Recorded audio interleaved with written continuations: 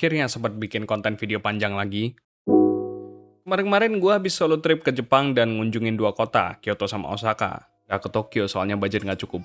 Trip seminggu itu selain bikin gue break sejenak dari kerjaan dan runyamnya Indonesia, gue jadiin waktu buat pilgrimage ke tempat-tempat yang pernah muncul di anime atau seenggaknya pernah diadaptasi ke beberapa anime. Terutama di Kyoto sih, selain jadi basisnya studio legendaris yaitu Kyoto Animation, banyak banget sebenarnya tempat-tempat yang juga muncul di anime-anime garapan KyoAni atau studio lain. Salah satunya ya ada di judul ini, Tamako Market dan Tamako Love Story. Anjir lah, anime lama yang gini ngapain masih lu bahas sih bang? Animenya juga nggak ada hype aura momentsnya. Set dah, hype aura mulu. Justru gara-gara jalan-jalan ke Kyoto dan ke pasar asli yang diadaptasi jadi tempat tinggal Tamako di seriesnya, ada beberapa hal yang bikin gua ngeliat anime Tamako ini dan mikir kayak, ini anime sebenarnya bikin banyak berefleksi soal hidup sih man. Sebenarnya cerita Tamako itu nggak ribet, simple dan straightforward banget. Ceritanya cuma ngikutin burung tersesat ke Kyoto dan ditemuin sama Tamako, bocah anak tukang mochi di Usagiyama Shopping Arcade. FYI, pasar Usagiyama sebenarnya diadaptasi dari lokasi real di Kyoto yang namanya Demachi Masugata Shopping Street. Dan pas gua kesana ada berapa dekorasi series Tamako Market memang. Si burung yang namanya Dera ini nganggep remeh sama kehidupan manusia di pasar Usagiyama yang jauh berbeda dengan tempat tinggalnya di Pulau Timur jauh katanya. Dera bilang kalau di pulaunya itu dia ada bagian dari keluarga kerajaan dan selalu diperlakuin royal. Dia juga rada sinis sama obsesinya Tamako dengan Mochi dan keluarganya Tamako yang saingan sama keluarga Oji di seberang soal Mochi doang gitu. Walaupun kemudian si Dera ini juga nagih sama Mochi sih. Dari situ, sebenarnya cuma ngikutin keseharian Tamako dan warga Usagiyama aja. Dari luar sih kelihatan kayak nggak banyak hal substansial di ceritanya. Tapi selama ngikutin ceritanya, gue ngerasa kesederhanaan ini justru jadi keunggulan series ini. Bahkan, simplicity atau kesederhanaan ini juga sampai dipegang teguh sama karakter-karakter di series ini. Terutama Tamako sih, yang sepanjang series bikin gua makin paham kalau hal-hal simple kayak ketemu teman baru, nikmatin minuman favorit baru, nemu kaset rekaman bapak pas ngeband dulu buat nembak ibu, sampai ngegebet teman lama yang juga tetanggaan, itu bikin kehidupan sehari-hari sebenarnya berwarna gitu. Meskipun kita tinggal di lingkungan yang itu-itu aja. Puncaknya di 2 episode terakhir seriesnya, Tamako dapat kabar dari Choi kalau Dera punya pesan dari pangeran dari pulau jauh itu buat cari pasangan nikah sama orang yang dicariin Dera. Ternyata orang itu Tamako. Tamako awalnya ngerasa terpaksa karena harus siap-siap pindah dan ninggalin Usagiyama yang udah dia hidupin dari lahir sampai saat itu. Tapi terakhirnya Tamako nolak buat pindah dengan pangeran itu.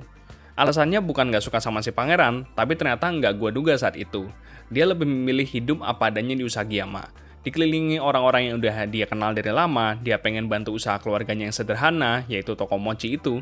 Dia lebih nyaman dengan suasana Usagiyama dan gak nyari kemewahan apa-apa yang dijanjiin dari pulau jauh itu. Menurut gua, itu puncak karakter sekaligus series Tamako ini sih. Tema simplicity ini diangkat dengan super bagus dan karakter-karakternya either memaknai kesederhanaan kehidupan mereka di Usagiyama atau harus belajar kalau sederhana tetap bisa bikin bahagia dan itu normal buat mereka. Nggak perlu royal-royal amat, nggak perlu masuk lingkaran daerah biru, nggak perlu apa-apa lagi kalau udah bahagia di tempat tuh sekarang. Karena it might be the best place for you and something that the little kid in you had wanted for so long.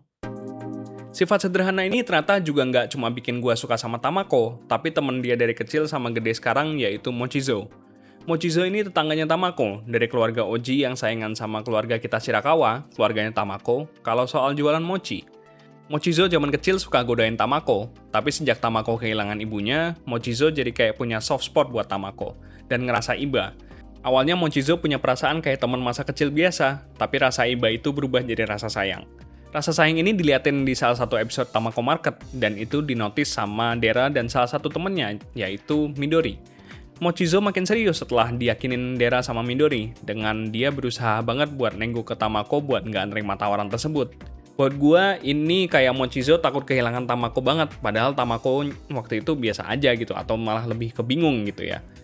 Tamako sih dari awal sampai akhir nggak banyak nangkep maksud dan perasaannya Mochizo ya. Dia ngira itu cuman cara Mochizo perlakuin dia kayak teman sewajarnya. Tapi itu mulai berubah mendadak di movie Tamako Love Story, dedicated movie yang ngasih closure buat franchise Tamako dan hubungan antara gadis Mochi dan Mochizo, Mochiception. Yang ngebawa mereka berdua sebenarnya juga simple, empati Mochizo buat Tamako dan kekaguman dia sama Tamako yang mengapresiasi kehidupan sederhana di Usagiyama. Tamako nggak neko-neko, itu sih yang gue tangkap dari perasaannya Mochizo. Sampai akhirnya ada momen Mochizo ngajak main Tamako di Sungai Kamo, dan tiba-tiba Mochizo nembak Tamako yang bikin Tamako kaget. Tamako masih ngerasa shock, tapi untungnya teman-temannya ngebantu dia buat ngerti sama perasaan dia sendiri, bahwa selalu ada pertama kali untuk semua hal. Lagi-lagi, hal-hal simple kayak pertama kali jatuh cinta ini lucu, tapi ada benernya juga. Kesederhanaan cerita ini bikin gua nyadar selama nonton film itu kalau kita lagi lihat anak remaja perlahan-lahan tumbuh dewasa dan ngelihat kenyataan kalau mereka nggak lagi anak-anak. Dan puncaknya di menit-menit akhir movie itu yang bikin endingnya manis dan bikin gua senyum-senyum sendiri adalah gimana teman-temannya Tamako nggak mau bikin Tamako terkesan nggak ngasih kepastian ke Mochizo. Sementara Mochizo bakalan jauh dari Tamako dan bisa jadi nggak ketemu Tamako lagi. Bagi gua, endingnya adalah finishing touch yang bagus banget. Karena movie-nya secara nggak langsung bikin statement kalau kita lagi menyaksikan bocah sederhana tumbuh dewasa di lingkungan sederhana, tapi kebahagiaannya yang dia rasain luar biasa. Seenggaknya itu juga yang gue rasain ketika jalan di Demachi Masugata dan ngeliat ceritanya Tamako lagi. Gue nggak nyangka hal sesimpel anime slice of life bisa kasih pesan luar biasa kalau kesederhanaan alias hal-hal yang kita punya sekarang tuh udah bisa bikin kita bertahan hidup sampai saat ini. Meskipun pasti ada aja hal-hal yang kita kurang puas sama diri kita dan kondisi kita, apalagi dengan kondisi ekonomi kita sekarang, tapi hal-hal kecil yang terjadi di hidup kita itu tanpa kita sadarin bikin kita bertahan hidup sampai sekarang dan ngebentuk diri kita sekarang. Tamako nggak perlu tinggal di klub kelip Kemelhon Roppongi atau Shinjuku di Tokyo, atau hidupnya Dotonbori di Osaka. Tamako nggak perlu tinggal di salah satu rumah mewah kliennya Violet Evergarden misalnya, atau nggak perlu lahir dari keluarga musisi tersohor kayak Reina Kosaka.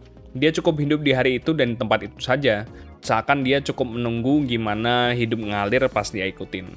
Itu yang gue dapet dari ngeliat balik gimana series Tamako Market ngasih impact ke gue yang gak gue duga berasa sampai sekarang. Terutama pas pilgrimage ke lokasi aslinya. This has been Zimmer, see you when I see you.